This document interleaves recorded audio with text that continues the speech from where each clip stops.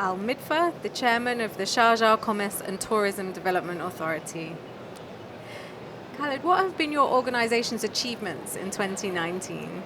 In 2019, if I talk about the Sharjah Commerce and Tourism Development Authority's achievements, there were in fact many achievements, but the main highlights of 2019 were opening up a new market, which is the Scandinavian market, the Nordic countries, as well as many new developments opened in 2019, especially talking about the adventure tourism and ecotourism products, that we have new hotels, new resorts and lodges that have opened in Sharjah, some of them lying on the east coast and some of them in the desert, in the beautiful different shades of sand. We have the yellow sand, brown and red sand.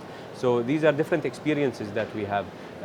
I think these are the main highlights for 2019, and of course some major infrastructural development projects like a road connecting the east to the west in the UAE between Sharjah, the main city on the west coast, and Khorfakan on the east coast. And what key messages do you have for the WTM audience today? It's very important for us to always deliver a message to our key audience here at the WTM. We always plan ahead before coming here to the WTM. We arrange and schedule our meetings for the SCTDA, as well as our partners and stakeholders who participate with us here under the umbrella of Sharjah.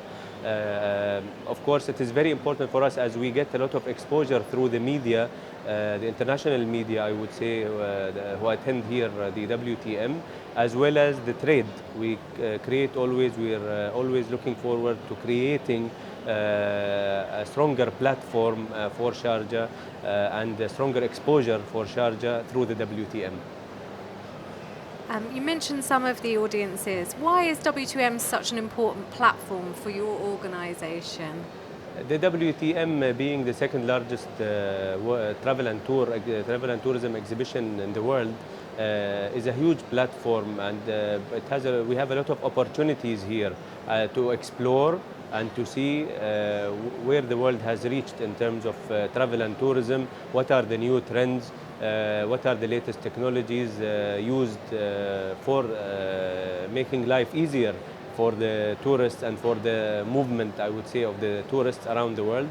And it is very important that we adopt some of these technologies and put them also in have them in our destination to give us a competitive advantage as well amongst the other destinations in the region. It's WTM's 40th anniversary. What changes do you think we can witness over the next 40 years? I think the way the WTM is structured, it has a very strong customer base. It has a very strong, it's very appealing to many of the destinations and governments, whether we're talking about governments, the public sector or the private sector.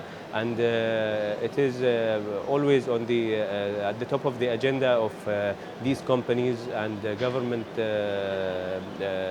entities to be part of this and to position the destinations on the world tourism map through participating at the WTM.